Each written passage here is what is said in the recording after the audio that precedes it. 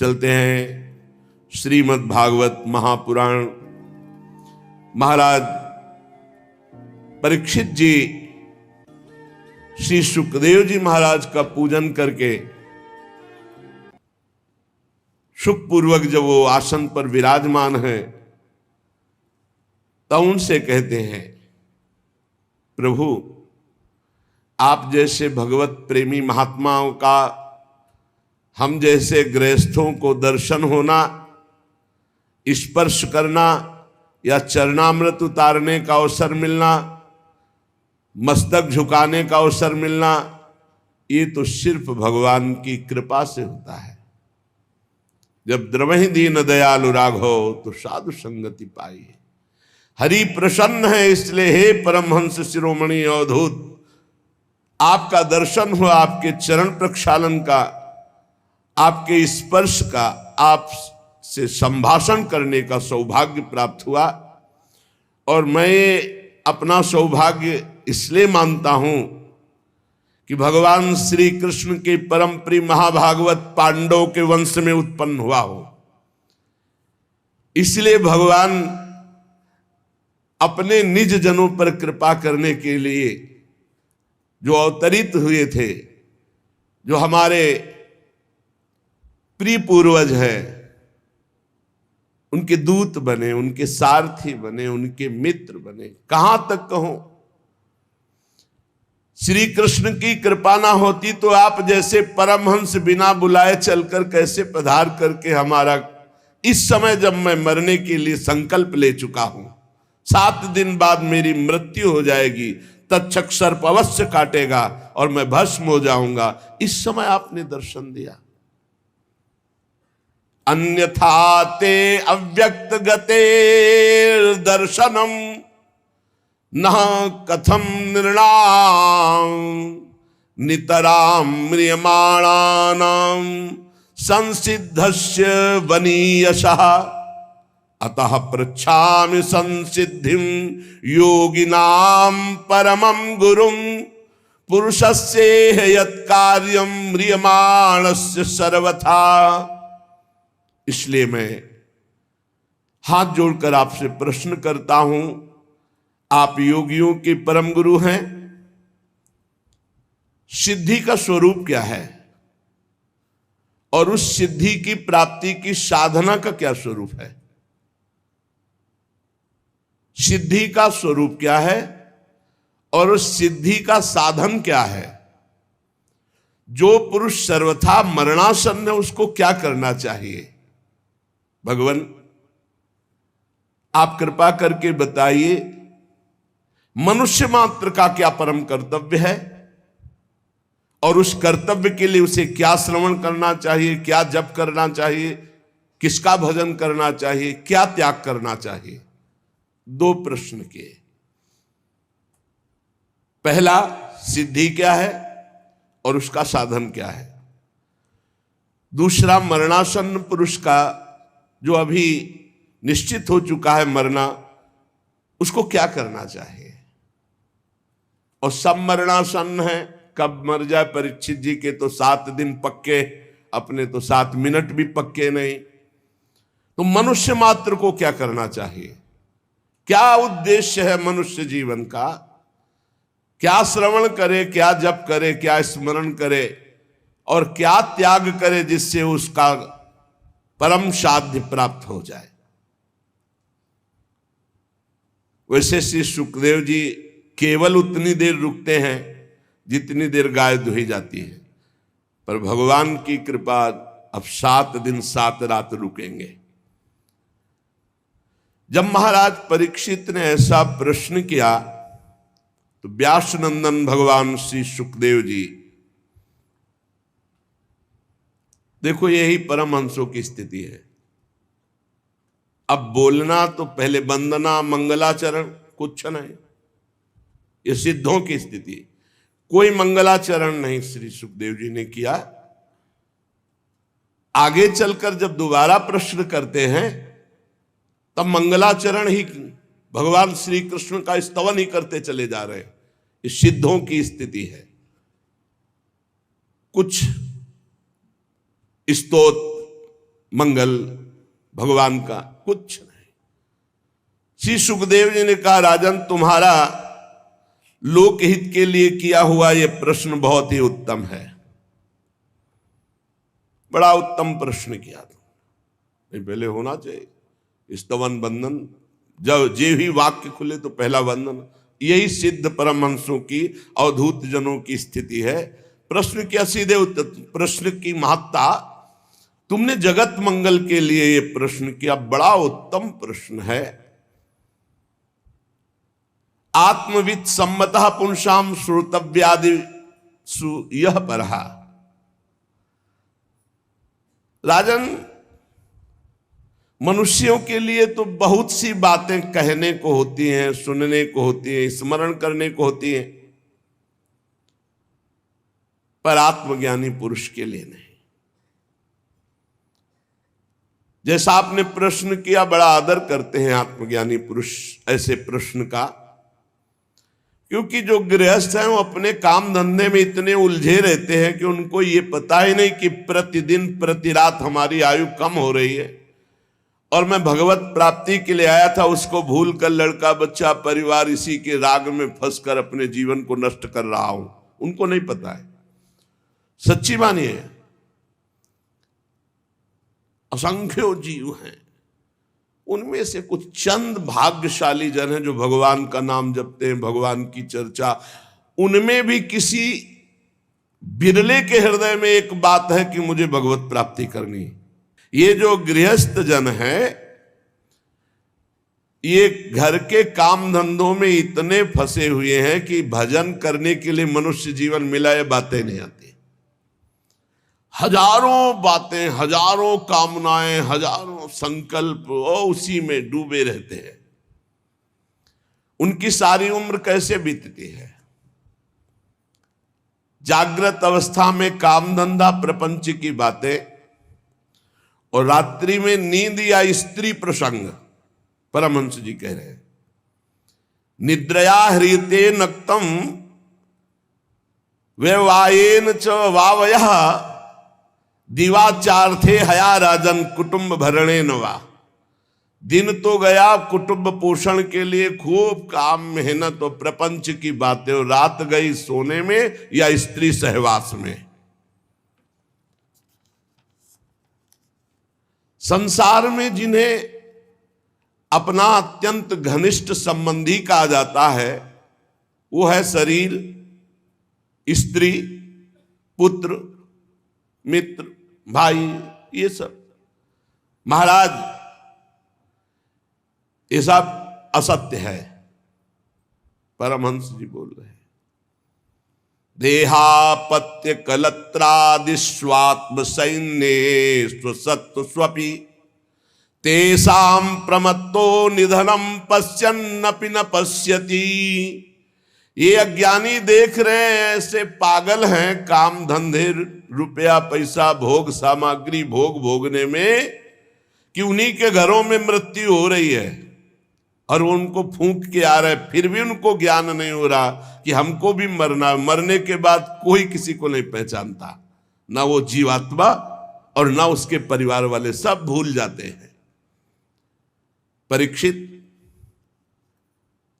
तस्मात् भारत सर्वात्मा भगवान ईश्वरो हरि श्रोतव्यः कीर्तितव्यश्च स्मर्तव्यश्चेच्छता भयम्।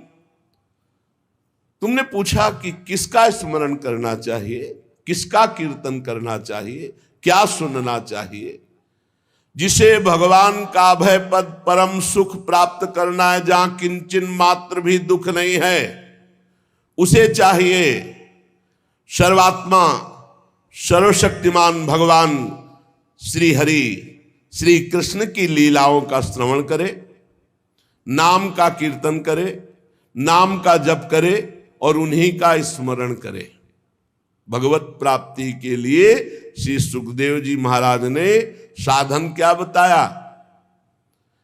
सर्वशक्तिमान सर्वात्मा भगवान श्री कृष्ण की खूब लीला कथा सुने, खूब नाम का कीर्तन करे, नाम जप करे, स्मरण करे, सिद्धि क्या है? भगवत प्राप्ति। साधन क्या है? भगवान श्री हरि श्री कृष्ण का खूब लीला गायन, खूब लीला श्रवण, नाम कीर्तन, नाम जप, स्मरण। एतावान सांख्य योगाभ्याम स्वधर्म परिनिष्ठया जन्म लाभा परः पुंसा मनते नारायण स्मृति। मनुष्य जन्म का सबसे बड़ा लाभ क्या है? चाहे वो सांख्य योग ज्ञान से हो या भक्ति से हो या धर्मनिष्ठा से हो या कर्म योग से हो, सबका फल क्या है? अखंड भगवान की स्मृति। ये फल है। सब साधनों का फल क्या है? सब साधन कर यह फल सुंदर, प्रभु पद पंकज प्रीति निरंतर। अपने आराध्य देव का निरंतर सतत स्मरण। इसका फल क्या है? मृत्यु के समय भगवान की स्मृति और परम पद की प्राप्ति। जीवन भर साधन भजन करने का फल क्या है? भगवान का अखंड भजन। इसका फल क्या है? अंतिम समय वही अभ्यास भजन का आया और जन्म जन्म की बिगड़ी बन गई, भगवान की प्राप्ति हो गई। परीक्षित, जो निर्गुण स्वरूप में स्थित हैं, विधि निषेध की मर्यादा को लांघ चुके हैं, वो बड़े बड़े जीवन मुक्त महापुरुष भी भगवान श्री कृष्ण की लीला कथा सुनते रहते हैं, गाते रहते हैं, चिंतन करते रहते हैं। फिर विषयी पुरुषों की तो बात जाने दो, जिनका काम हो चुका है, जो निर्गुण अवस्था में स्वरूप बोध में स्थित हैं, जीवन मुक्त हैं, वो भी भगवान की लीला कथा कहते हैं, सुनते हैं। जैसे सनक सनंदन सनातन सनत कुमार, जीवन मुक्त महापुरुष, एक प्रवक्ता बन गया, 3 श्रोता बन गए और हर समय हरिश शरणम हरिश शरणम हरिश शरणम। मैं तुम्हें एक महान ग्रंथ का परिचय बताता हूं, जिसका नाम श्रीमद् भागवत महापुराण है। हमारे पिता श्री कृष्ण द्वैपायन भगवान व्यास देव जी ने इसकी रचना की और मुझे अध्ययन कराया। राजर्षि, वैसे तो मेरी निर्गुण स्वरूप परमात्मा में पूर्ण निष्ठा है, निराकार निर्गुण, पर बलात् भगवान श्री कृष्ण की रूप माधुरी ने मेरे हृदय में ये सगुण रूप की आसक्ति पैदा कर दी और मैंने 18,000 श्लोक अपने पिता श्री कृष्ण द्वैपायन व्यास देव जी से अध्ययन किया, कंठस्थ किया। श्री कृष्ण की रूप माधुरी ने मुझे आकर्षित कर लिया।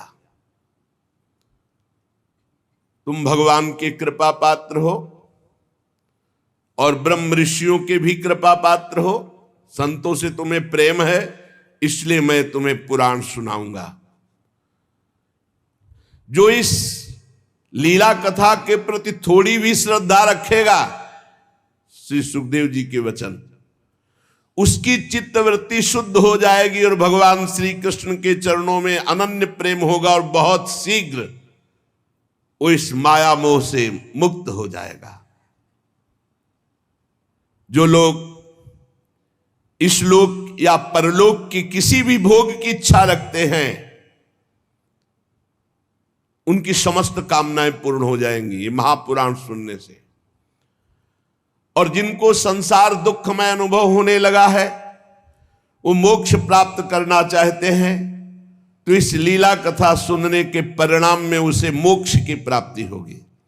जिसे लोक परलोक के भोग चाहिए उसे भोग प्राप्त होगा, जो मोक्ष चाहता है उसे मोक्ष की प्राप्ति होगी, और जो साधक योग संपन्न होना चाहता है, सिद्धियां प्राप्त करना चाहता है, उसको सिद्धियों की प्राप्ति होगी।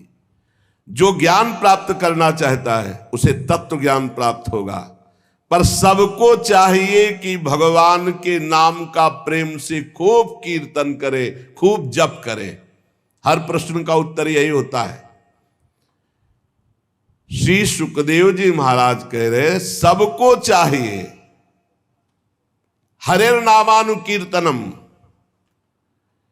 चाहे लोक परलोक की कामना की पूर्ति, मोक्ष, भक्ति, प्रेम जो चाहिए, एतन निर्विद्यमाना मिच्छता मकुतो भयम, योगिनाम नृप निर्णीतम हरिर नामानुकीर्तनम।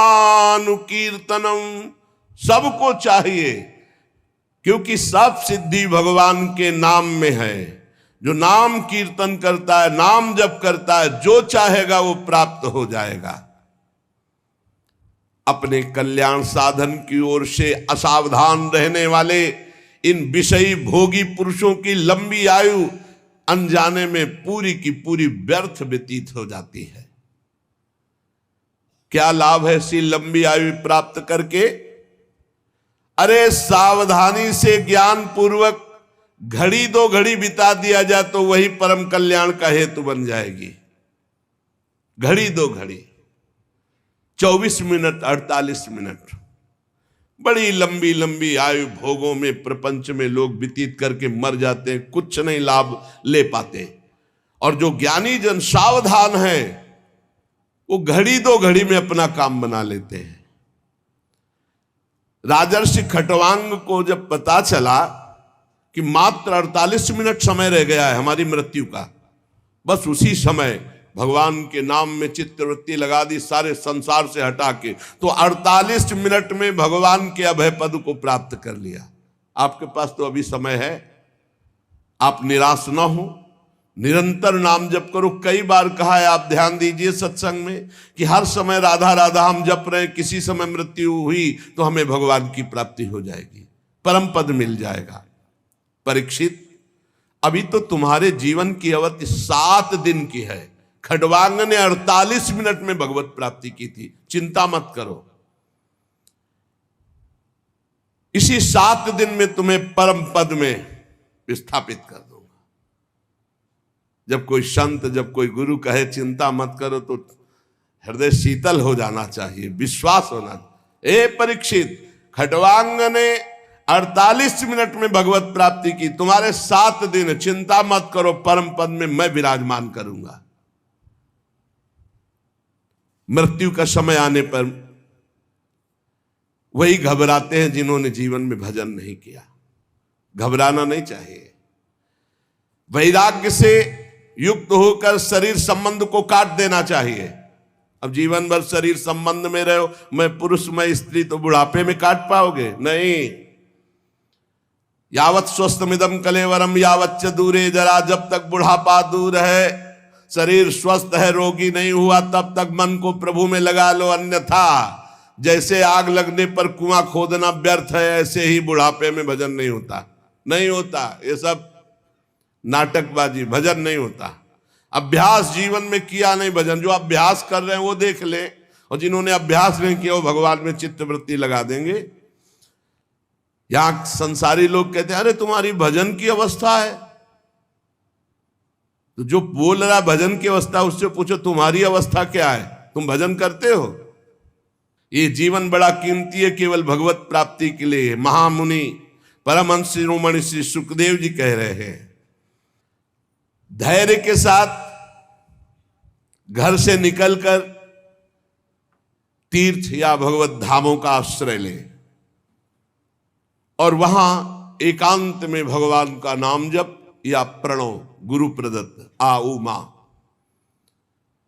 मन ही मन खूब जप करे। जैसे गोकर्ण जी ने अपने पिता को उपदेश किया, छोड़ो चलो भजन में। बड़ा कठिन है, बड़ा कठिन है, बातें बनाना अलग है, बहुत कठिन है। जब कोई भगवत प्राप्ति की चाह करना किसी भी संयोग से प्रारंभ करता है तो लड़का बच्चा और पत्नी और परिवार इतना प्यारा लगना लगता है कि पूछो मत। मतलब कैसे तुम्हें बताएं, तुम मोह में हो इसलिए नहीं जानते हो। थोड़ा हटो वैराग्य की तरफ, तब पता। भगवत मार्ग कोई खिलवाड़ नहीं है। अगर थोड़ी भी आशा है तो वहीं पहुंच जाओगे। थोड़ी भी आशा, इसीलिए आशा का कनेक्शन ही काट दिया जाता है। बड़ा धैर्य रखकर घर से निकले, किसी धाम या तीर्थ, अगर अपना कल्याण करना, पूरा जीवन गृहस्थी में व्यतीत कर दिया तो अंतिम बनाओ, किसी धाम या तीर्थ का आश्रय लेकर भगवान का निरंतर नाम जप करते हुए या प्रणव का जप करते हुए बुद्धि को सब जगह से हटा ले, कोई हमारा नहीं। जैसे तितिक्षु ब्राह्मण की कथा एकादश स्कंद में आएगी श्रीमद् भागवत में, जब उसका सब धन नष्ट हो गया, परिवार वाले छोड़ दिए, शरीर बुढ़ापा, तब उसने निश्चय किया अब जितनी आयु बची भगवान को देंगे। तो इतना महापुरुष हो गया कि भगवान उसके चरित्र का गायन किए एकादश स्कंद में। इंद्रियों को सब जगह से हटा ले, बुद्धि को हटा ले, किसके बल से? नाम जप के बल से। और विचार करे कि जैसे हमने पहले बहुत शरीर छोड़े, ऐसे अब इस शरीर छोड़ने का समय आ रहा है, मुझे बिल्कुल विचलित नहीं होना, मेरा कोई नहीं, भगवान के सिवा। अब वो भगवान के चिंतन में डूबे और भगवान का ध्यान करे। भगवान के ध्यान करते करते जब वो भगवान में तन्मय हो जाता है, वो आनंद से युक्त हुआ, सोई तमोगुण, रजोगुण, सतोगुण तीनों क्षीण हो गए और वो भगवान के परम पद को प्राप्त हो जाता। पर बड़ा कठिन है, जीवन में अभ्यास नहीं किया तो ये नहीं कर पाओगे, बिल्कुल नहीं कर पाओगे। परीक्षित जी ने पूछा कि आपने जिस धारणा की बात बताई, धारणा से ही तो ध्यान होता है। जो आपने कहा कि बहुत जल्दी परम पद प्राप्त हो जाता है, तो उसका स्वरूप क्या है? श्री सुखदेव जी ने कहा, बहुत ध्यान देने योग्य बात, परीक्षित, ये धारणा वही कर सकता है जो आसन जीत चुका है। ले, आसन जीत चुका है, 3 घंटे बिना किसी भी तरह के हिले डुले सिद्धासन या पद्मासन में बिल्कुल मूर्तिवत, उसे कहते हैं आसन विजयी। 3 घंटे सिद्धासन, पद्मासन, इन्हीं को आसनों में गणना की गई है। ये सुखासन तो जनसाधारण लोगों का आसन है। शांत एकदम, नाम या मंत्र, बिल्कुल हिलना डुलना नहीं, बिल्कुल हिलना डुलना नहीं। गुरु कृपा से इनका सबका अभ्यास पूर्ण हुआ, बहुत आनंद। थोड़ी देर तो भीषण कष्ट होता है, फिर शून्याकार स्थिति होती, शून्य एकदम शरीर शांत, बस लक्ष्य में स्थिति है। पहले आसन विजयी, फिर श्वास विजयी। ये जो है श्वास ऐसे पाउडर या आटा ऐसे रख दिया जाए और उसमें धक्का ना लगे, तो उसको कहा जाता है प्राणों का संयमन कर चुका है। फिर आसक्ति विजयी, न शरीर में आसक्ति, न परिवार में आसक्ति। फिर इंद्रिय विजयी, तब बुद्धि के द्वारा वो धारणा बनती भगवान के ध्यान की। आसन, श्वास, आसक्ति, इंद्रिय, मन, बुद्धि, सब पर विजय प्राप्त किए, तब भगवान के रूप का ध्यान। इसीलिए कहते हैं नाम जप करो, भगवान के आश्रित रहो, भगवत प्राप्ति हो जाएगी। हमारी बात को पकड़ लो, नाम जप करो, भगवान के आश्रित रहो, आश्रित, भरोसा दृढ़ भगवान का, और नाम जप, सब ठीक हो जाएगा, सब ठीक हो जाएगा, सब ठीक हो जाएगा। ये बात पकड़ लो। ये कार्य रूप संपूर्ण विश्व जो कुछ भी था, है, होगा, ये सब का सब ये माया है नहीं, भगवान है इसमें। ये विराट भगवान का स्वरूप है। जल, अग्नि, वायु, आकाश, अहंकार, महातत्व और प्रकृति, ये 7 आवरणों से घिरा हुआ भगवान का ब्रह्मांड शरीर है, विराट रूप। ये धारणा की जाती, भगवान के सिवा कुछ नहीं, सब भगवान है। तत्वज्ञ पुरुष धारणा के लिए वर्णन करते हैं, कैसे भगवान है सब कुछ। बोले जो भगवान का विराट रूप है, तलवे में पाताल लोक, तलवे से पाताल प्रकट हुआ, उनकी एड़ियां और पंजे रसातल लोक। गुल्फ एड़ी के ऊपर की जो जगह है उससे महातल, ये नीचे है पृथ्वी के, और पैर के पिंडे तलातल। विश्वमूर्ति भगवान के दोनों घुटने सुतल लोग, जांघें वितल, दो जांघें इसलिए वितल और अतल, पेंडु भूतल, और उनके नाभि रूप, ये जो भूतल है ये पेंडु, नाभि रूप आकाश, नाभि से आकाश, छाती से स्वर्गलोक, गले से महरलोक, मुख से जनलोक, ललाट में तपोलोक, शास्त्र सिर वाले भगवान के मस्तक पर ब्रह्मलोक विराजमान। विराट भगवान इतने बड़े हैं, उन्हीं से सारे लोग घिरे हुए। जितने भी इंद्रादि देवता वो सब भुजा में, जितनी भी दिशाएं वो सब कान से, जितने भी शब्द वो सब श्रवणेंद्री से, अश्वनी कुमार नासिका के छिद्र से, गंध घ्राणेंद्री और धधकती हुई अग्नि की ज्वाला भगवान के मुख से, भगवान के नेत्र से अंतरिक्ष और नेत्र से ही सूर्य और देखने की शक्ति ये प्रकट हुई। दोनों पलके खुलना और बंद होना, इन्हीं में इसी से सृष्टि का लय और रचना होती है, इसी से रात और दिन का विभाग प्रकट हुआ। भ्रू विलास मात्र से ये सब रचना होती है और नष्ट हो जाती है। भ्रकुटी विलास सृष्टि लय होई। भगवान के तालु से जल का प्रादुर्भाव और रस का प्रादुर्भाव हुआ, और वेदों को भगवान की श्वासों से प्रादुर्भाव, जाकी श्वास वेद श्रुति चारी। यमराज का प्रादुर्भाव भगवान की दाढ़ों से हुआ। सब प्रकार की आसक्ति दांत से प्रकट हुई, और जगन मोहिनी माया का प्रादुर्भाव मुस्कान से हुआ, और ये अनंत सृष्टि एक कटाक्ष से प्रकट हुई विराट भगवान के। ऊपर के ओठ से लज्जा, नीचे के ओठ से लोभ, छाती से धर्म, पीठ से अधर्म भगवान के प्रकट हुआ। प्रजापति जनेन्द्री से प्रकट हुए, मित्रावरुण भी वहीं से, समुद्र भगवान की कोख से, बड़े बड़े पर्वत भगवान की अस्थियों से, विराट पुरुष की नाड़ियों से नदियां, रोम से वृक्ष, जितने वृक्ष सब कुछ विराट भगवान ही बने हुए। प्रबल वायु भगवान के श्वास खींचने और छोड़ने से, भगवान की चाल ही से काल प्रकट हुआ, इसलिए उनकी चाल कोई जान नहीं सकता। भगवान की चाल से ही गुण प्रकट होकर चक्कर लगा रहे, सतोगुण रजोगुण तमोगुण,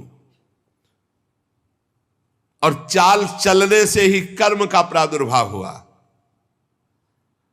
भगवान के केश से बादलों का प्रादुर्भाव हुआ, भगवान के वस्त्र से संध्या का प्रादुर्भाव हुआ। महात्माओं ने मूल प्रकृति को भगवान के हृदय से प्रकट हुआ बताया। मूल प्रकृति ब्रह्म और मूल प्रकृति, फिर त्रिगुणात्मिका प्रकृति, फिर महातत्व, फिर अहंकार, जिससे सृष्टि प्रकट होती, वो मूल प्रकृति भगवान के हृदय से प्रकट हुई। सब विकारों का खजाना मन, सब विकारों का खजाना मन भगवान से प्रकट हुआ, उसी से चंद्रमा प्रकट हुआ। भगवान के चित्त से महातत्व का प्रादुर्भाव हुआ, भगवान के अहंकार से रुद्र भगवान का प्रादुर्भाव हुआ। भगवान के नखों से घोड़े, खच्चर, ऊंट, हाथी, इनका प्रादुर्भाव हुआ। वन में रहने वाले मृग, पशु, जितने भी पक्षी, जितने भी, ये सब कटि प्रदेश से प्रकट हुए। तरह तरह के पक्षी, उनकी अद्भुत रचना कौशल, ये सब कटि प्रदेश से। भगवान की बुद्धि से स्वयंभू मनु प्रकट हुए, और मनु की संतान मनुष्य उनके निवास स्थान बने। गंधर्व विद्याधर चारण अप्सराएं षडज समस्त स्वर समस्त गीत स्मृति दैत्य ये सब भगवान के वीर से प्रकट हुए। सप्तम धातु भगवान का ये विराट स्वरूप है, सब कुछ भगवान ही बने हुए हैं। परीक्षित, मैंने तुम्हें भगवान के विराट स्वरूप का वर्णन किया।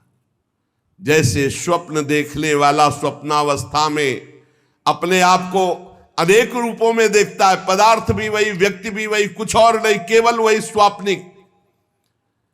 ऐसे ही ये सब स्वाप्निक है। विराट भगवान ने जो पैदा किया माया के द्वारा, ये सब स्वाप्निक है। इसमें सत्य केवल भगवान है। जो इसमें रम जाता है उसका अधापतन हो जाता है। इस रचना में जो रम जाता है उसका अधापतन हो जाता है, दुर्गति को प्राप्त होता है। श्री सुखदेव जी ने कहा, सुनो परीक्षित, सृष्टि के प्रारंभ में जो ब्रह्मा जी भगवान के नाभि कमल से प्रकट हुए, उन्होंने इन्हीं विराट पुरुष की धारणा की थी, तब उनको स्मृति प्राप्त हुई थी जो प्रलय काल में विलुप्त हो जाती है। उन्हीं की दृष्टि से अमोघ बुद्धि निश्चयात्मिका हो गई, तब ब्रह्मा जी ने जगत को पुनः रचा जो प्रलय के पहले था। ये वेदों की ऐसी वर्णन शैली है कि लोगों की बुद्धि स्वर्ग आदि में फंस जाती है। जीव वासना स्वप्न जैसे देखता ऐसे स्वर्गलोक भी है, एक थोड़ा अच्छा स्वप्न है, कुछ नहीं। सच्चे सुख की प्राप्ति से जीव वंचित हो जाता है, वह है भगवत प्राप्ति। इसलिए विद्वान पुरुष को चाहिए कि जितना ये मायाकृत नाटक है, जितने से काम चल जाए उतना काम चलाओ और हर समय नाम जप करो, समय व्यर्थ मत जाने दो। ये सब माया है, मायाकृत रचना है। जितना प्रयोजन जिस वस्तु से रखोगे उतना ही बंधते चले जाओगे। अपनी बुद्धि को बचाओ, वस्तु व्यक्ति स्थान से और श्री भगवान में लगाओ। संसार के पदार्थ प्रारब्ध के अधीन हैं। चाहे जितना पढ़ लिख ले हो, अगर तुम्हारे प्रारब्ध में है कि धन मिलेगा तो मिलेगा, नहीं तो पढ़े डिग्री लिए घूमो, ना नौकरी मिलेगी ना धन मिलेगा। लेकिन भगवान का भजन कर लो तो भगवान मिल जाएंगे, प्रारब्ध के अधीन नहीं। सुख दुख प्रारब्ध के अधीन है, पक्का समझ लो। तुम्हारा प्रयत्न निष्फल होगा यदि तुम्हारे प्रारब्ध में धन नहीं है। प्रारब्ध में धन है तो प्रयास ना होने पर भी देख लो खूब धन वैभव, लेकिन प्रारब्ध में सुख और दुख होता है, भगवत प्राप्ति नहीं। इसलिए ऐसा भजन करो कि प्रारब्ध को नष्ट कर दो, सुख और दुख से परे परमानंद में निमग्न हो जाओ। ये मनुष्य शरीर इसलिए मिला है। परीक्षित, जब जमीन में सोने से काम चल सकता है तो पलंग के लिए क्यों प्रयास करे? भजन करो, काहे को? जब भुजा भगवान ने दी है उससे तकिया का काम चल जाता है तो तकिया लाने की आवश्यकता क्या है? भजन के लिए जन्म हुआ, भजन के लिए। जब अंजलि से काम चल सकता है तो बहुत से पात्र बटोरने की जरूरत क्या है? जब वृक्ष की छाल या साधारण वस्त्र पहनने से काम चल सकता है तो सब विलासिता की जरूरत क्या है? भूख लगने पर शरीर पोषण के लिए भगवान सबकी व्यवस्था किए हैं, फिर उसके प्रयास में इतना कि पूरा जीवन ही नष्ट कर देना, खान पान भोग सामग्री बस। भगवान जल वायु भोजन और पृथ्वी का आधार इस सब को फ्री दिए, सबको, चराचर जगत को। आवश्यकता की पूर्ति भगवान ने स्वयं कर दी है। चाह की पूर्ति के लिए तुम्हें भटकना पड़ेगा और सब आवश्यकता से तृप्त नहीं है, चाह में भटक रहे, सब चाह में। बहुत विलासिता में जीव जीवन व्यतीत करके भगवत विमुख सब का सब नष्ट कर देता है। शरीर को जितना आप विलासी बना दोगे उतना ही परेशानी है। ये जो आजकल चले हैं ना भोजन बाजार वाले, जो खूब चकाचक स्वाद वाले, यही सब। अरे दाल रोटी खाओ, प्रभु के गुण गाओ, थोड़ा व्यायाम करो, प्राणायाम करो, शरीर स्वस्थ, भगवान का चिंतन करो, खूब समाज सेवा, जो किसानी, व्यापार, नौकरी, ये सब भगवान की सेवा है। भगवान सबको वास दिए अपने हिसाब से, लेकिन जब आपकी चाहत हो गई है तो आप परेशान हो रहे हैं। अरे भगवान क्या शरणागतों की रक्षा नहीं करते? ये बुद्धिमान लोग भगवान के मार्ग में भी आकर के धन के अभिमान में घमंडी लोगों की चापलूसी क्यों करते हैं? श्री सुखदेव जी कह रहे भगवान के भक्त होकर के इन देहाभिमानी धनाभिमानी लोगों की चापलूसी क्यों करते हैं? अरे विरक्त हो गए, हृदय में भगवान को विराजमान करना है कि इन धनियों की चापलूसी करनी है। भूत भविष्य लोक 14 में भय होए हरि प्यारे, 300 व्यवहार हमारो अभिमान इनते न्यारे। पक्का बहुत बच के रहना है, सावधान। हुए हो भगवान को हृदय में विराजमान करने के लिए विरक्त, भगवत मार्ग के पथिक या भक्त, और चापलूसी शुरू कर दी धनियों की। ये श्री सुखदेव जी महाराज कह रहे, सुखदेव जी महाराज, धने के नशे में चूर घमंडी धनियों की चापलूसी। हृदय में विराजमान स्वता सिद्ध भगवान की प्राप्ति के लिए जब चले तो भगवान या भगवान के प्रेमी या किंचन जन, और या जेहि दीन प्यारे वेद पुकारे, हमारे भगवान को ले कहा गया, ऐसे दीन जनों को प्यार। धन के नशे में चूर घमंडी धनियों की चापलूसी, विरक्त क्यों? श्री सुखदेव जी महाराज कह रहे हैं, इसलिए बहुत सावधान। क्या विश्वंभर भगवान पर भरोसा नहीं? जन्म मृत्यु के चक्र में डालने वाले धन और धनी और अज्ञान और अज्ञानियों का संग बिल्कुल ना करे। भरोसो दृढ़ इन चरणन के रू।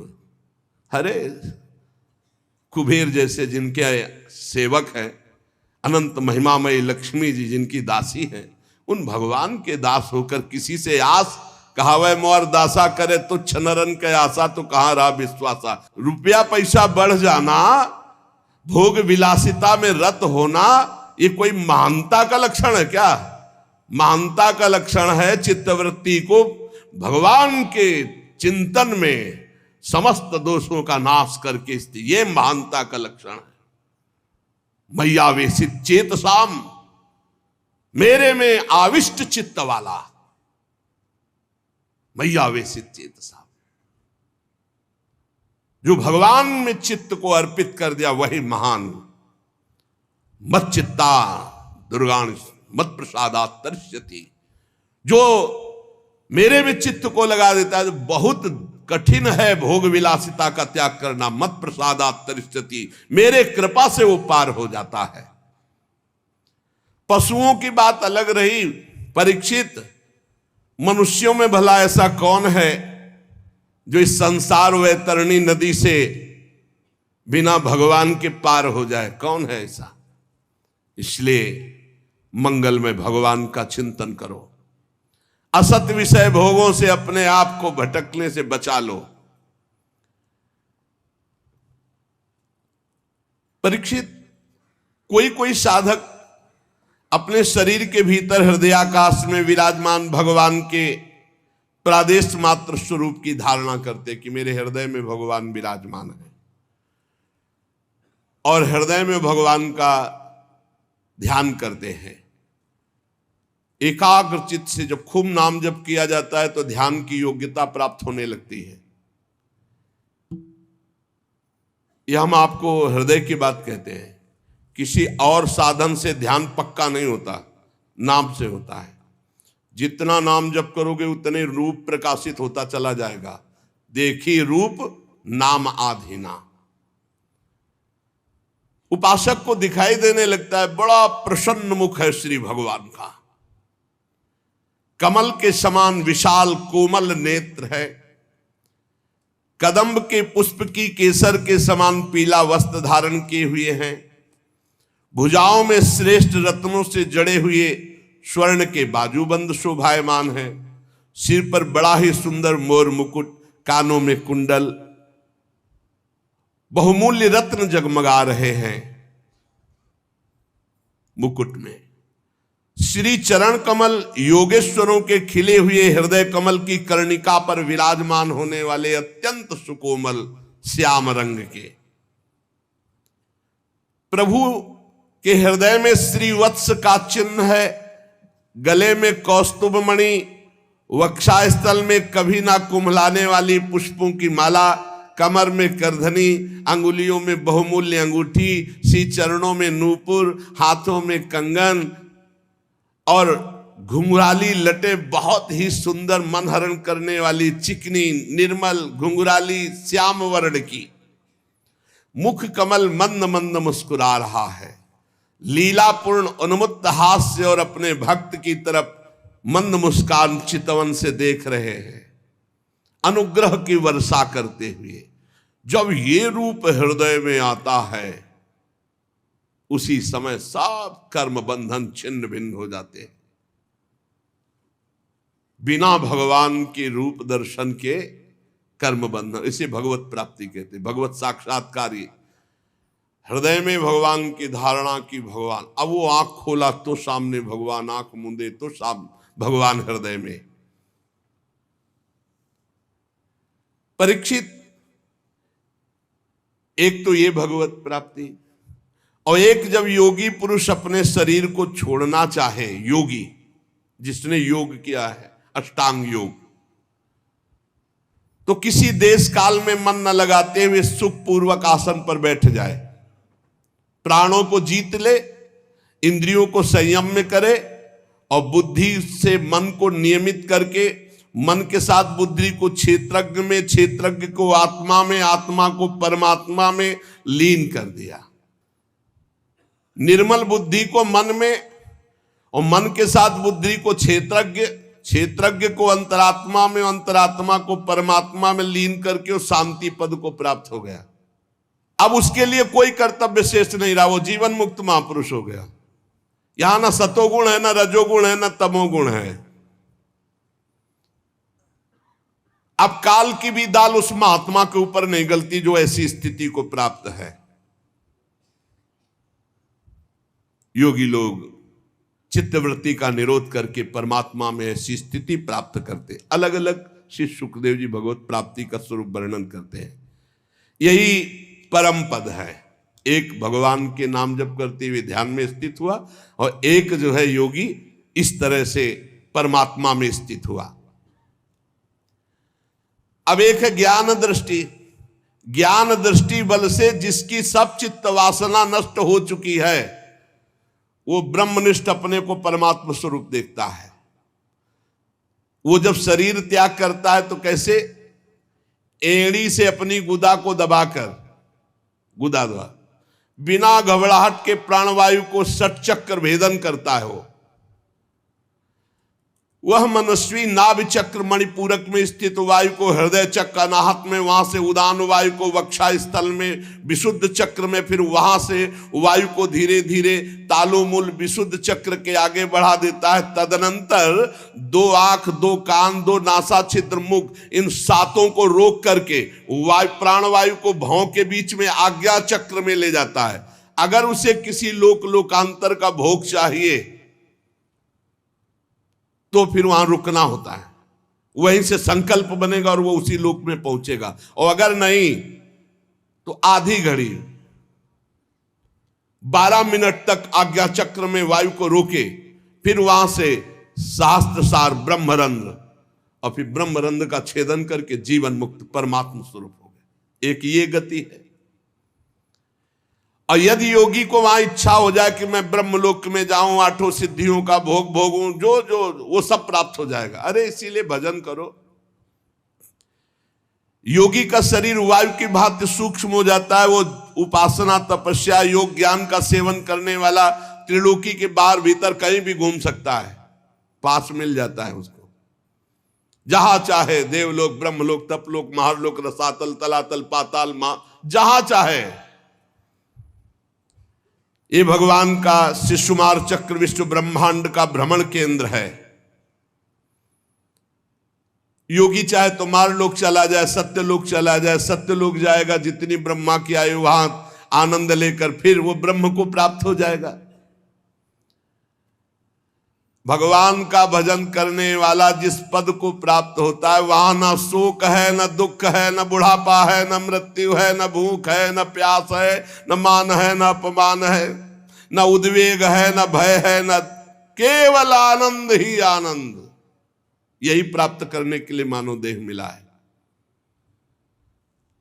ब्रह्मलोक में केवल एक बात का दुख है, वो जब मृत्यु लोक के प्राणियों को भोगों में रत देखते तब वो दुखी होते कि अरे भजन कर लेता तो हमसे भी ऊपर भगवान के धाम को जा सकता, कैसा जीवन बर्बाद कर रहा है। बस इसी बात की व्यथा ब्रह्मलोक के ब्रह्म ऋषियों को होती है।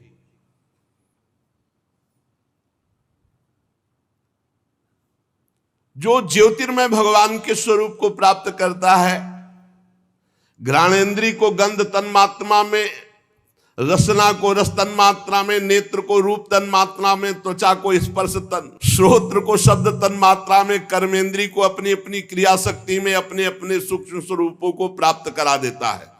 पंचभूतों को स्थूल सूक्ष्म आवरणों को पार करके अहंकार में प्रवेश करता है। सूक्ष्म भूतों को तामस अहंकार में, इंद्रियों को राजस अहंकार में, मन और इंद्रियों को अधिष्ठात्र देवताओं को सात्विक अहंकार में, इसके बाद अहंकार के सहित लय रूप गति के द्वारा महातत्व में, और महातत्व प्रकृति रूप आवरण में, और प्रकृति रूप ब्रह्म में। अब वो ब्रह्म प्राप्त। ये सब योगियों की गति। बड़ा कठिन है ब्रह्म प्राप्ति, वो बड़ा सरल है। राधा राधा राधा मान लो। इसीलिए हम बार बार कहा करते हैं कि हम इसे अंधविश्वास में नहीं बोल रहे, बहुत सोच समझ के, बहुत जीवन यात्रा करके बोल रहे हैं। नाम जप करो, भगवान के आश्रित रहो, सारे कर्म भगवान को समर्पित कर दो, भगवत प्राप्ति हो जाएगी। नहीं, देखो कितनी कठिन है। जो तुम समझ नहीं सकते वो करना होता है, तब वो परमाणु यहाँ फोड़ करके, एक की ब्रह्मरंध्र फोड़ करके हो रही। सुना था? कुछ नहीं पता, बस राधा राधा जपो और जो कर्म हो भगवान को अर्पित करो। वो आनंद स्वरूप परमात्मा को प्राप्त होता है। कितनी नाम की महिमा है। पुत्र के बहाने नारायण बुलाया तो कौनो चक्र नहीं तोड़ना पड़ा और संसार चक्र टूट गया, भगवान की प्राप्ति हो गई। इसीलिए आनंदित रहो, वृंदावन धाम मिल गया भगवान। कितना कठिन। इसीलिए धूप की गर्मी तब तुम्हें छाया समझ में आएगी कि भगवत प्राप्ति है क्या। संसार चक्र में पड़े हुए मनुष्य के लिए बहुत सरल भगवत प्राप्ति। भगवान श्री कृष्ण की लीला कथा गायन, नाम जप, उनकी सेवा, जिससे अनन्य भक्ति हो जाए तो बहुत सरलता पूर्वक भगवत प्राप्ति हो जाए। भगवान ब्रह्मा अपनी पवित्र बुद्धि से 3 बार समस्त वेद शास्त्रों का अनुशीलन किया, फिर यही निकाला कि सबसे सरल उपाय है भगवान का नाम जप करते हुए, भगवान की लीला कथा सुनते हुए भगवान की सेवा की जाए श्री कृष्ण चंद्रजू की, तो सर्वश्रेष्ठ परम पद सहज में मिल जाए। भगवान ब्रह्म कार्त्स्नेन तिरन्वीक्ष मनीषया तद्यवस्यत् कूटस्थो रतिरात्मन यतो भवेत्। भगवान सर्वभूतेषु लक्षितः स्वात्मना हरि। हमारी आत्मा है प्रभु, कोई और नहीं। चराचर जगत की आत्मा है।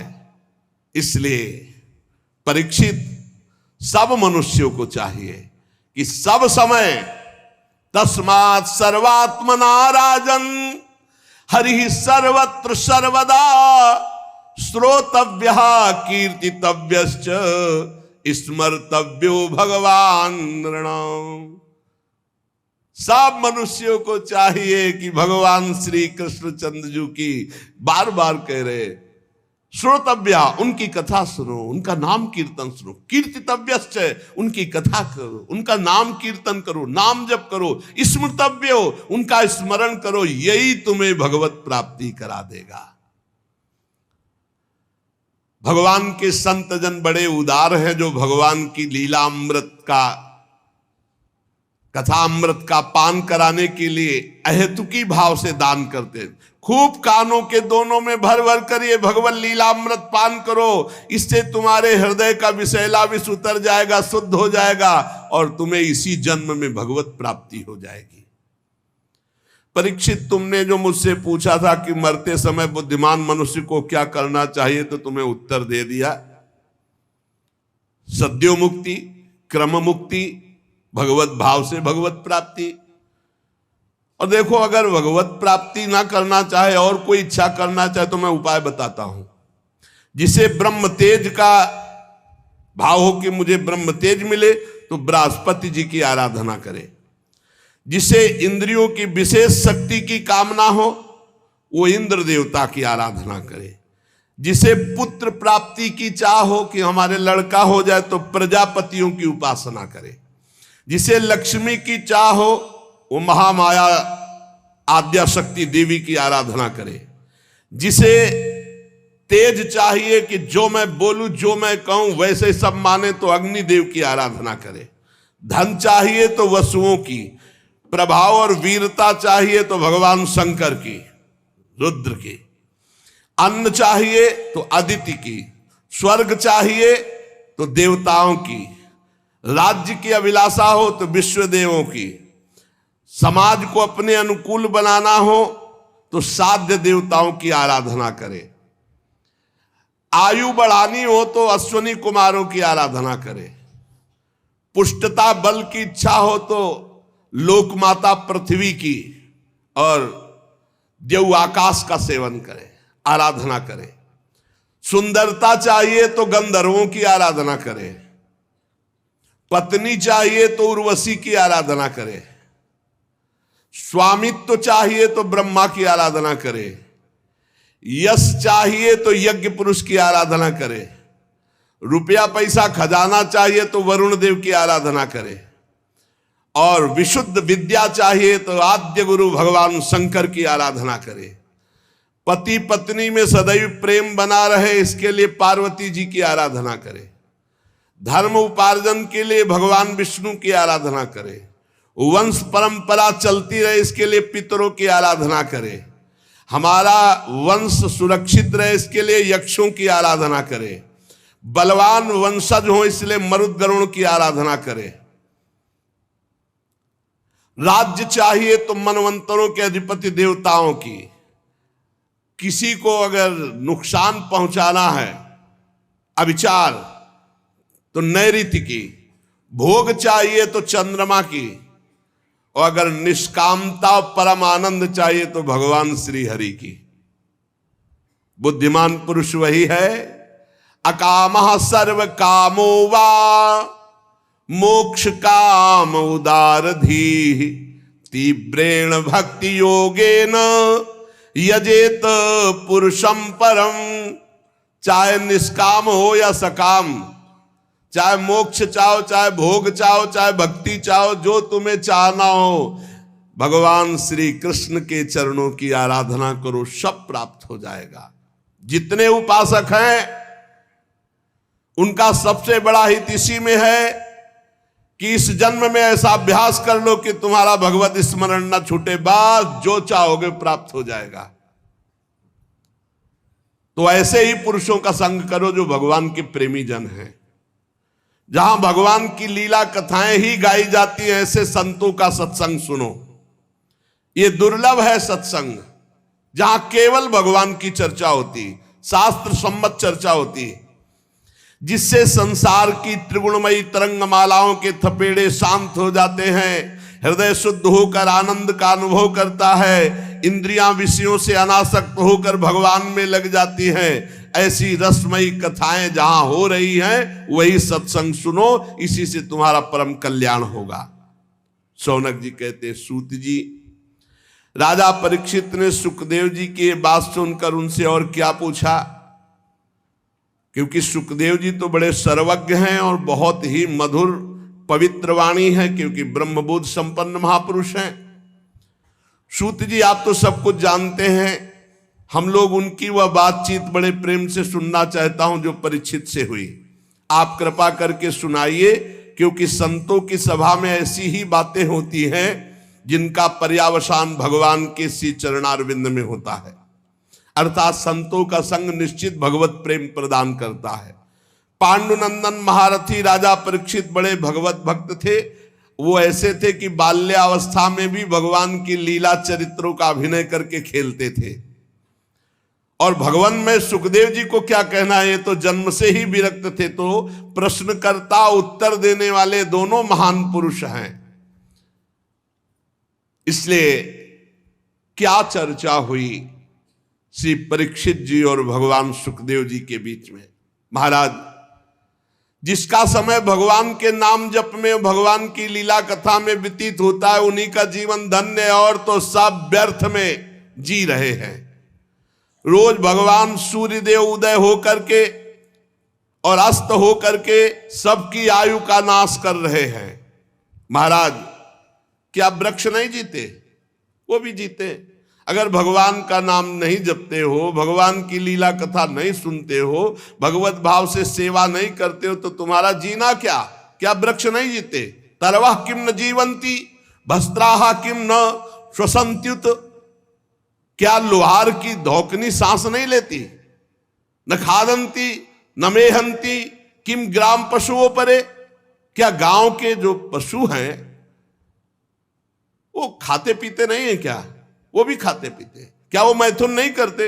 वो भी बच्चा पैदा करते। तुम मनुष्य होकर के यही खाना पीना, श्वास लेना, बच्चा पैदा करना, सोना जागना, तो तुम्हारा मनुष्य जीवन किस बात से श्रेष्ठ रहा? अरे जिसके कान में भगवान का नाम नहीं पड़ा, भगवान की लीला कथा नहीं पड़ी, वो नर पशु, कुत्ते, ग्राम सूकर, ऊंट और गधे से भी गया बीता है। स्विडवरा होस्ट खरई है संस्तुतः पुरुषः पशु नयत कर्ण पथोपेतु जातु नाम गदाग्रजः बिले बतो रुक्रम विक्रमान्ये न शृण्वतः कर्ण पुटे नरस्य जिह्वा सती दार्दुरिके वसूत न चोपगाय तिरुगाय गाथा। आहा, जिसके कान में भगवान का नाम नहीं पड़ा, भगवान की लीला कथा नहीं पड़ी, वो मनुष्य पशु, कुत्ते, ग्राम सूकर, ऊंट और गधे से भी गया बीता है। श्री सुखदेव जी महाराज महामहिम परीक्षित जी महाराज जी के जो प्रश्नों का उत्तर दे रहे, वो सुनने की इच्छा से शौनक जी महाराज ये बात कह रहे। सूत जी, जो मनुष्य भगवान श्री कृष्ण की कथा कभी नहीं सुनता, उसके कान बिल के समान है। कान का महत्व है भगवान का नाम सुनना, भगवान की चर्चा सुनना। जिन हरि कथा सुनी नहीं काना, श्रवण रंध अहि भवन समाना। वो बिल के समान है जिसमें सांप रहता है, वो बिल। श्रवण रंध अहि भवन समाना, जिन छेदों में सांप आदि रहते हो, छेद मात्र हैं जिनमें भगवान का नाम, भगवान की चर्चा नहीं गई। और जो जीव भगवान की लीला कथा का गायन नहीं करती, जिह्वा सती दादुर्य केवल, मेढक की जबान के समान है। जो नहीं करही राम गुण गाना, जीह सुदादुर जीह समाना। जिह्वा सती दादुर्य केवल, जिसकी जबान भगवान की चर्चा नहीं करती, भगवान का नाम नहीं लेती, वो टर टर दिन भर बात करते रहते, मेढक की तरह बेकार है। और जो सिर कभी भगवान श्री कृष्ण के चरणों में और संतों के चरणों में नहीं झुकता, वो व्यर्थ है। ते सिर कटु तुमरी समतूला, जे नमत हरि गुरु पद मूला। जो भगवान के चरणों में, संतों के चरणों में, गुरुदेव के चरणों में सर नहीं झुकता, कड़वी लौकी के समान व्यर्थ है। वो रेशमी वस्त्र और सुसज्जित मुकुट धारण करने में भी वो बोझा मात्र है। जो हाथ भगवान की सेवा पूजा नहीं करते, वो सोने के कंगन से भूषित होने पर भी मुर्दे के हाथ है। हाथों की महत्ता भगवान की सेवा, समाज की सेवा, माता पिता की सेवा, संत गुरु की सेवा, पशु पक्षी की सेवा। जो आंखें भगवान का, श्री विग्रह का दर्शन नहीं करती, संतों के दर्शन नहीं करती, वो जैसे मोर के पंख में आंख बनी हुई है, व्यर्थ ऐसे ही है। नैनन संत दरस नहीं देखा, लोचन मोर पंख सम लेखा। जिनके नेत्र भगवान का श्री विग्रह और संत जन, गुरुजनों के दर्शन नहीं करते, बेकार के चिन्ह मात्र वो नेत्र हैं। जो मनुष्य अपने पैरों में चलने की शक्ति रखकर धाम की परिक्रमा नहीं करता, भगवान की लीला स्थलियों का भ्रमण नहीं करता, वो बेकार के पैर हैं, उन पैरों का कोई महत्व नहीं। जिस मनुष्य ने भगवत प्रेमी संतों के चरणों की धूल कभी सिर पर नहीं धारण की, भगवान की भक्ति नहीं हृदय में आई, तो जीता मुर्दे के समान है। आहा, जीता हुआ मुर्दा कौन है? जिसके हृदय में भगवान की भक्ति नहीं। जिन हरि भगति हृदय नहीं आनी, जीवित सौ समान ते प्राणी। जिस मनुष्य ने भगवान के चरणों में चढ़ी हुई तुलसी की गंध नहीं सूंघी, सराहना नहीं कि आहा हो भाग्य, आज हमें भगवत प्रसादी तुलसी जी मिली, आज भगवत प्रसादी माला मिली, आज भगवत प्रसाद पाने को मिला, उसका जीवन व्यर्थ है। सूत जी, वो हृदय नहीं लोहा है जिसमें भगवान के प्रति प्रीति नहीं, भगवान के नामों के प्रति प्रीति नहीं, भगवान की लीला कथा के प्रति प्रीति नहीं, वो जीवन व्यर्थ है। इसलिए भगवान के परम भक्त आत्मविद्या विशारद भगवान श्री सुखदेव जी ने परीक्षित जी के सुंदर प्रश्न करने पर बड़ा सुंदर उत्तर दिया होगा, हम सब सुनना चाहते हैं। सूत जी कहते हैं, श्री सुखदेव जी महाराज भगवत तत्व प्राप्त महापुरुष हैं और उत्तरानंदन राजा परीक्षित गर्भ में ही भगवत साक्षात्कार किए हुए दोनों महापुरुष हैं। शरीर, पत्नी, पुत्र, महल, पशु, धन, भाई, बंधु, निष्कंटक राज्य, सब का सब एक क्षण में त्याग दिया, सबकी ममता, और ममता त्याग कर गंगा किनारे भगवान की प्राप्ति के लिए एक क्षण में सब कुछ त्याग दिया। शौनकादि ऋषि, महामनस्वी परीक्षित ने अपनी मृत्यु का निश्चित समय जान लिया था, इसलिए उन्होंने धर्म, अर्थ और काम तीन का त्याग कर दिया और संन्यास ले लिया। भगवान श्री कृष्ण में सुदृढ़ आत्मभाव प्राप्त हो, इसलिए भगवान श्री कृष्ण की महिमा सुनने के लिए श्री सुखदेव जी से यही प्रश्न किया जो आप लोग मुझसे पूछ रहे हैं। परीक्षित जी ने पूछा, भगवत स्वरूप मुनिवर, आप परम पवित्र और सर्वज्ञ हैं, आपने जो कुछ कहा वो सत्य एवं उचित है। आप ज्यों ज्यों भगवान की महिमा सुनाते जा रहे हैं, त्यों त्यों मेरे हृदय में अज्ञान का पर्दा फटता जा रहा है। मैं आपसे ये जानना चाहता हूं कि भगवान ने सृष्टि कैसे की। बड़ा सुंदर, सबकी जानकारी के लिए बहुत आवश्यक है। लोग प्राय प्रश्न करते रहते हैं, क्या भगवान ने कैसे सृष्टि बनाई, क्या? ये परमहंस श्री सुखदेव जी उत्तर देंगे। प्रश्न किया कि भगवान इस संसार की सृष्टि कैसे करते हैं। इस संसार की रचना तो इतनी रहस्यमयी है कि ब्रह्मादि समर्थ लोकपाल भी समझने में भूल कर बैठते हैं। फिर भगवान इस सृष्टि की रचना करके इसकी रक्षा कैसे करते हैं। अनंत शक्ति परमात्मा किन किन शक्तियों का आश्रय लेकर अपने आप को सृष्टि रूप में रचते हैं, किन किन शक्तियों का आश्रय लेकर अपने आप की रक्षा करते हैं, ध्यान से सुनना, और किन किन शक्तियों का आश्रय लेकर अपने आप से अपना विनाश करते हैं। विनाश खेल तीनों भगवान किसी और से नहीं करते, अपने आप से अपने आप की रचना, अपने आप से अपने आप का पालन और अपने आप से अपने आप का विनाश संहार खेल। भगवान तो अकेले हैं, वो विभिन्न रूप धारण करके, अवतार धारण करके विस्तार करते हैं। इसलिए आप ही ऐसे ब्रह्मज्ञानी महापुरुष हैं जो हमारे संदेह का निवारण कर सकते हैं। श्री सूत जी कहते हैं, राजा परीक्षित ने भगवान के गुणों का वर्णन करने के लिए जब ऐसा प्रश्न किया, अब देखो, अब ध्यान आया कि भगवान का मंगलाचरण करना चाहिए। सारे उत्तर पीछे ही देती है। अब श्री सुखदेव जी को, ओहो, उन पुरुषोत्तम भगवान के चरण कमलों में मेरे कोटि कोटि प्रणाम। प्रश्नोत्तर, यह है परमहंस स्थिति, जो संसार की उत्पत्ति स्थिति प्रलय की लीला करने के लिए सतोगुण रजोगुण तमोगुण रूप तीन शक्तियों को स्वीकार करके अपने आप को ब्रह्मा रूप में, भगवान विष्णु रूप में और भगवान शंकर के रूप में सृजन पालन और संहार करते हैं। चराचर प्राणियों के हृदय में अंतर्यामी रूप से विराजमान, जिनका स्वरूप और उपलब्धि का मार्ग बुद्धि का विषय नहीं, जो स्वयं अनंत है, जिनकी महिमा अनंत है, जिनके अंश से ब्रह्मा विष्णु और महादेव प्रकट हुए, भगवान श्री कृष्ण को हम नमस्कार करते हैं।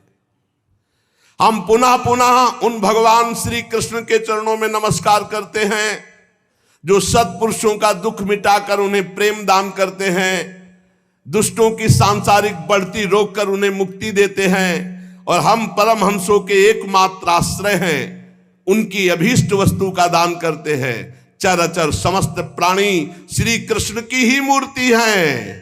चर अचर समस्त प्राणी श्री कृष्ण की ही मूर्ति है, इसलिए श्री कृष्ण का किसी के प्रति पक्षपात नहीं है। ऐसे मैं श्री कृष्ण को नमस्कार करता हूं। बड़े ही भक्त वत्सल है। अब पूरा ध्यान, हठपूर्वक भक्तिहीन कठोर साधना करने वाले लोग जिनकी छाया भी नहीं छू सकते, हठपूर्वक कठोर साधना, भक्ति विहीन जीवन, तो जिनकी छाया भी नहीं छू सकते, अरे जिनके समान कोई नहीं है, फिर उनसे बढ़कर कैसे हो सकता है।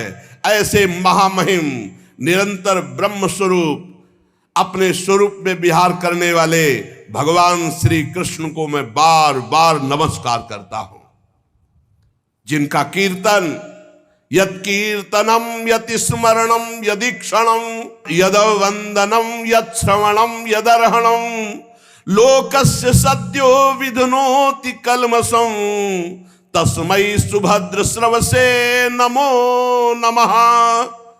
जिनका कीर्तन, जिनका स्मरण, जिनका दर्शन, वंदन, श्रवण और पूजन तत्काल पापों को नष्ट करके भगवत प्राप्ति करा देता है, उन पुण्य कीर्ति भगवान श्री कृष्ण को बार बार नमस्कार है।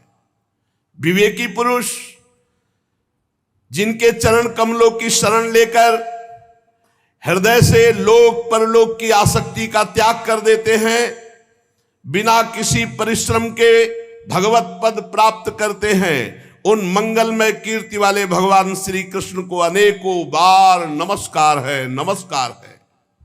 बड़े बड़े तपस्वी, दानी, यशस्वी, मनस्वी, सदाचारी, मंत्रवेत्ता जब तक अपनी साधनाओं को तथा अपने आप को भगवान के चरणों में समर्पित नहीं कर देते, तब तक उन्हें भगवत प्राप्ति नहीं होती है।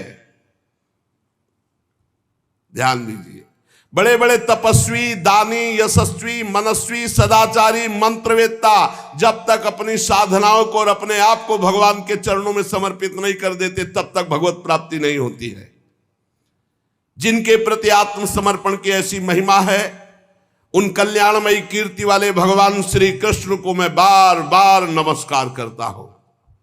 किरात, हूण, आंध्र, पुलिंद, पुलकस, अभीर, कंक, यवन, खसादी जो जातियां हैं और भी दूसरे पापी लोग हैं जो भगवान की शरण में हो जाते हैं, भगवान उन्हें परम पवित्र कर देते हैं। ऐसे सर्वशक्तिमान भगवान श्री कृष्ण को मैं बार बार नमस्कार करता हूं।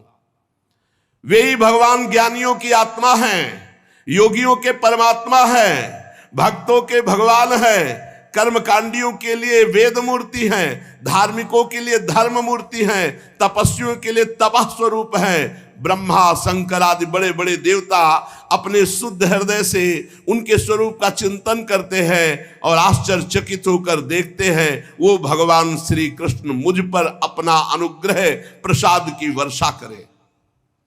जो समस्त संपत्तियों के स्वामिनी जो लक्ष्मी देवी हैं, उनके जो स्वामी हैं, समस्त यज्ञों के भोक्ता हैं, सबके फलदाता हैं, प्रजा के रक्षक हैं, सबके अंतर्यामी हैं, समस्त लोकों के पालन करता है, पृथ्वी देवी के स्वामी हैं, वही यदुवंश में प्रकट होकर के अंधक वृष्ण एवं यदुवंश के लोगों की रक्षा की, उन लोगों के एकमात्र आश्रय रहे वे भक्तवत्सल भगवान श्री कृष्ण जो संतों के सर्वस्व हैं। मुझ पर प्रसन्न हो, मैं उन्हें नमस्कार करता हूं।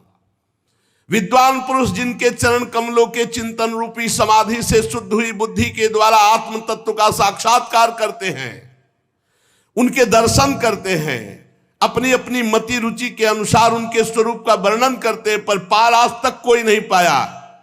वे प्रेम और मुक्ति को लुटाने वाले भगवान श्री कृष्ण हम पर प्रसन्न हो, मैं उन्हें नमस्कार करता हूं। जिन्होंने सृष्टि के समय ब्रह्मा के हृदय में पूर्व कल्प की स्मृति जागृत की, ज्ञान के अधिष्ठात्री देवी को प्रेरित किया, अपने अंगों के सहित वेद के रूप में उनके मुख से प्रकट हुई, वे ज्ञान के मूल कारण भगवान श्री कृष्ण मुझ पर कृपा करें और मेरे हृदय में प्रकट हो। भगवान ही पंच महाभूत बने, भगवान ही शरीर का निर्माण किया और भगवान ही जीव रूप से इसमें शयन कर रहे। गजब की बात, पकड़ ले तो पकड़ ले। भगवान ही पंचभूत बने, भगवान ही पंचभूतों से निर्मित शरीर बने, भगवान ही इसमें जीव रूप से विराजमान है, भगवान ही 5 ज्ञानेंद्री, 5 कर्मेंद्री, 5 प्राण, 1 मन, इन 16 कलाओं से युक्त होकर इसमें विराजमान। भगवान ही भगवान, यही बोध होता है। सर्वभूतमय भगवान मेरी वाणी को अपने गुणों से अलंकृत कर दे। संत पुरुष जिनके मुख कमल से मकरंद से समान झरती हुई ज्ञानमयी सुधा का पान करते हैं, वासुदेव अवतार सर्वज्ञ भगवान श्री कृष्ण द्वैपायन व्यास देव जी के चरणों में मेरा बारंबार नमस्कार। ये मंगल श्री सुखदेव जी ने किया। बीच में यही है परमहंसों की स्थिति। सबसे पहले प्रश्न का उत्तर दिया, फिर आराध्य देव भगवान श्री कृष्ण की वंदना, फिर गुरु श्री कृष्ण द्वैपायन भगवान व्यास देव जी जिन्होंने भागवत की रचना करके उपदेश किया, उनको नमस्कार किया। परीक्षित सुनो, वेद गर्भ स्वयंभू भगवान ब्रह्मा से नारद जी ने यही प्रश्न किया था कि आपने सृष्टि कैसे प्रकट की, जिसका स्वयं भगवान नारायण ने उपदेश किया था, वही मैं तुमसे कह रहा हूं। ध्यान से सुनो। नारद जी ने जो प्रश्न किया और भगवान ने जो उत्तर दिया, वो आगे चर्चा करेंगे। श्री राधा वल्लभ लाल की जय।